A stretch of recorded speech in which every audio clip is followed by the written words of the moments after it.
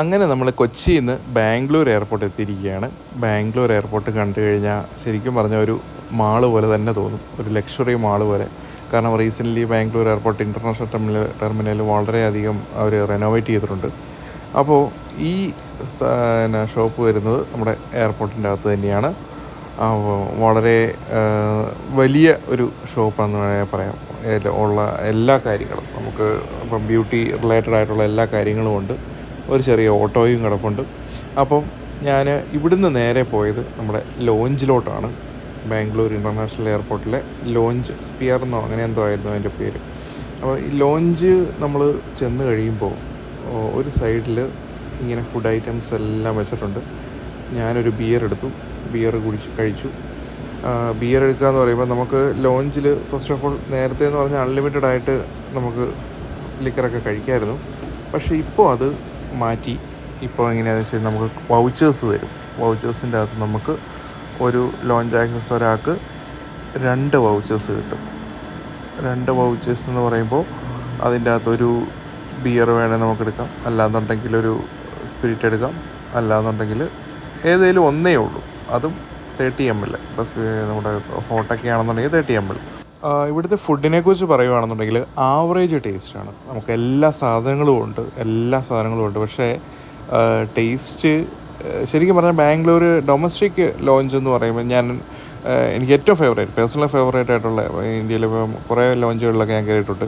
പക്ഷേ ഡൊമസ്റ്റിക് ലോഞ്ചിൽ എനിക്ക് ഭയങ്കരമായിട്ട് ഇഷ്ടപ്പെട്ടു. അവിടുത്തെ ഞാൻ ഓർത്തെന്താണെന്ന് വെച്ചാൽ നമ്മുടെ മലയാളി കുക്കാണോ അവിടെ കുക്ക് ചെയ്യുന്നതെന്ന് വരെ ഞാൻ ആലോചിച്ചു. കാരണം എന്ന് വെച്ച് കഴിഞ്ഞാൽ അതുപോലെ ടേസ്റ്റി ആയിട്ടുള്ള ചിക്കൻ കറി ആണെന്നുണ്ടെങ്കിൽ നല്ല ടേസ്റ്റിയാണ്. അതുപോലെ തന്നെ മീൻകറി, സാധാരണ ഞാൻ ഈ കേരളം വിട്ട് കഴിഞ്ഞാൽ അത്രയും മീൻകറി കഴിക്കില്ല. പക്ഷേ അവിടുത്തെ മീൻകറി നിങ്ങൾ ടേസ്റ്റ് ചെയ്യുക, നല്ല മീൻകറിയാണ്. പക്ഷേ ഇപ്പോൾ ഒത്തിരി ചേഞ്ച് ആയിട്ടുണ്ട് അവിടെ. ഇതാണ് ഞങ്ങളുടെ ഫ്ലൈറ്റ്. ഞങ്ങളുടെ രാത്രി ആയതുകൊണ്ട് അധികം വെളിച്ചമൊന്നുമില്ല, എല്ലാവരും ഉറക്കത്തിലാണ്. അപ്പം അങ്ങനെ നമ്മുടെ ഫ്ലൈറ്റ് യാത്ര തുടങ്ങി. അങ്ങനെ ഞാൻ ഉറക്കമൊക്കെ കഴിഞ്ഞ് എഴുന്നേറ്റ് കഴിഞ്ഞപ്പം നമ്മുടെ ഫ്ലൈറ്റ് നേരെ ഇറാഖിൻ്റെ മുകളിൽ മൊസൂളിൻ്റെ അടുത്തായിട്ട് ഇങ്ങനെ പൊയ്ക്കൊണ്ടിരിക്കുകയാണ്. നമ്മുടെ ഒത്തിരി ചരിത്ര സംഭവങ്ങൾ നമ്മൾ കേട്ടിട്ടുള്ള സ്ഥലങ്ങളിൽ കൂടെ ഉള്ള യാത്രയായിരുന്നു. അപ്പം ഞാനിങ്ങനെ നോക്കി ഇങ്ങനെ താഴോട്ട് നല്ലൊരു വ്യൂ ആണ്. താഴെ വ്യൂ എന്ന് പറഞ്ഞു കഴിഞ്ഞാൽ ചില സ്ഥലങ്ങളിൽ ചെല്ലുമ്പം മഞ്ഞൊക്കെ പൊതിച്ച് കിടക്കുന്ന മലകൾ കാണാം. അപ്പം അങ്ങനെ ഒത്തിരി വ്യൂകളുണ്ട്. പിന്നെയെന്ന് പറഞ്ഞാൽ നമുക്ക് കുറേ കൂടെ അങ്ങോട്ട് മുന്നോട്ട് പോയി കഴിയുമ്പം കൃഷി സ്ഥലങ്ങൾ കാണാൻ പറ്റും. അതുപോലെ തന്നെ നമ്മുടെ ഇപ്പം ഈ ഫ്ലൈറ്റിൻ്റെ റൂട്ടെന്ന് പറഞ്ഞാൽ എനിക്ക് തോന്നുന്നു ഇറാഖ്, ആദ്യമേ UAE, അത് കഴിഞ്ഞ് നമ്മുടെ കുവൈറ്റിൻ്റെ മുകളിൽ കൂടെ പോകുന്നു, പിന്നെ ഇറാഖിൻ്റെ, പിന്നെ അത് കഴിഞ്ഞ് സിറിയ, പിന്നെ തുർക്കി, പിന്നെ ബൾഗേറിയ, ഹംഗറി, ലക്സംബർഗ് വഴിയാണ് പോകുന്നതെന്ന് എനിക്ക് തോന്നുന്നു. അങ്ങനെ കുറച്ച് കാര്യങ്ങളൊക്കെ കണ്ട്, ഹംഗറിയൊക്കെ കണ്ട് ലക്സംബർഗ് വഴി ഞങ്ങൾ പാരീസിലെത്തിയിരിക്കുകയാണ്. പാരീസ് നല്ല മഴയാണ്, പാരീസ് എയർപോർട്ടിൽ നല്ല മഴയാണ്. അങ്ങനെ ഞങ്ങൾ ഈ ഒരു ടെർമിനലിൽ നിന്ന് ഞങ്ങളുടെ ഇത് വരുന്നത് ശരിക്കും പറഞ്ഞാൽ KLയിലാണ്. അതായത് ഈ പാരീസിലൊക്കെ എന്ന് പറഞ്ഞു കഴിഞ്ഞാൽ നമുക്കിപ്പം കൊച്ചിയിലും അല്ലെങ്കിൽ ബാംഗ്ലൂർ ഇൻ്റർനാഷണൽ എയർപോർട്ടിലൊക്കെ എന്ന് പറഞ്ഞു കഴിഞ്ഞാൽ ഗേറ്റ് 2 അല്ലെങ്കിൽ ഗേറ്റ് 3, 4, 5 അങ്ങനെയൊക്കെയാണ്. പക്ഷേ ഇവിടെ എന്ന് പറഞ്ഞു കഴിഞ്ഞാൽ 2-ൽ തന്നെ സബ് ക്ലാസ്സസ് ഉണ്ട്. അതായത് ABCD അല്ലെങ്കിൽ KLMN എന്നൊക്കെയുള്ള. അപ്പോൾ അങ്ങനെ ഞങ്ങൾ ആദ്യമേ ഞങ്ങളുടെ ഇതിൽ വന്നത്, ചെക്കിൻ ഇതിൽ വന്നത് K എന്നായിരുന്നു. അപ്പോൾ അങ്ങനെ Kയിലോട്ട് നമുക്ക് സിമ്പിളായിട്ട് പോകാൻ പറ്റത്തില്ല. ഒരു ട്രെയിൻ എടുത്ത്, ബാംഗ്ലൂരും അങ്ങനെ തന്നെയാണ്, ഇൻ്റർനാഷണൽ ടെർമിനലിലൊരു ഒരു ബസ് എടുത്ത് വേണം പോകാൻ.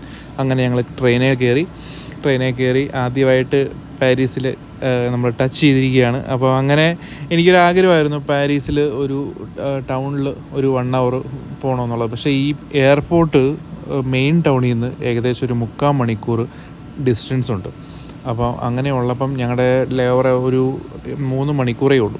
അപ്പോൾ അങ്ങനെയുള്ളപ്പം ഞങ്ങൾക്ക് അത്ര സമയം കിട്ടത്തില്ല. ഏതായാലും അങ്ങനെ ഞങ്ങൾ കെയിലെത്തി എല്ലാം കഴിഞ്ഞ് ഒരു അനൗൺസ്മെൻറ്റ് വന്നു, M-ലാണ് ഫ്ലൈറ്റ് വരുന്നതെന്നുള്ളത്.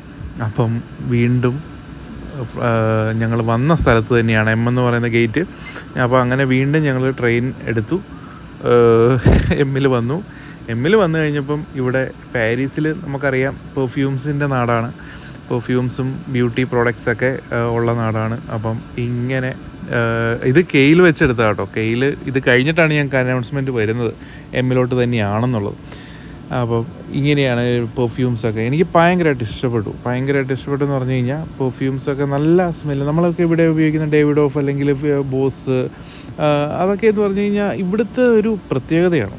ഈ ഫ്രാൻസിലെയൊക്കെ പെർഫ്യൂംസിന് കുറച്ചും കൂടെ എന്തോ ഒരു ഫ്രാഗ്രൻസ് കൂടുതലുള്ള പോലെ തോന്നുന്നു. എന്താണെന്നറിയത്തില്ല, ഒരു സൈക്കോളജിക്കലായിട്ടുള്ള റീസൺ ആണെന്ന് അറിയത്തില്ല.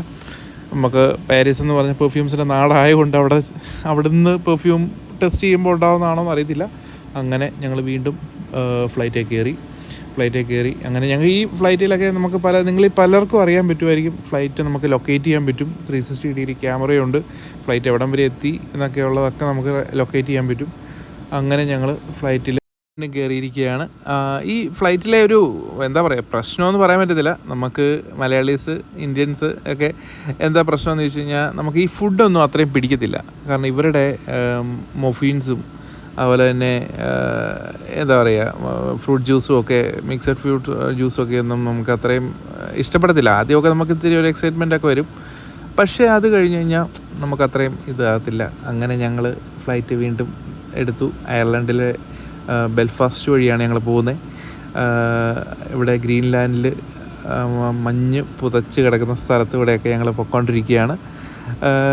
നല്ലൊരു എക്സ്പീരിയൻസ് ആണ്. കാരണം ഒരു എന്താ പറയുക, ഭയങ്കര ഒരു എക്സൈറ്റ്മെൻ്റ് ആയിരുന്നു. ഈ സ്ഥലങ്ങളൊക്കെ നമ്മൾ മേളിൽ നിന്നാണ് കാണുന്നതെങ്കിൽ കൂടി ഇങ്ങനെയാണ് ഈ ഫ്ലൈറ്റിൻ്റെ ഈ ഒരു സ്ക്രീൻ വരുന്നത്.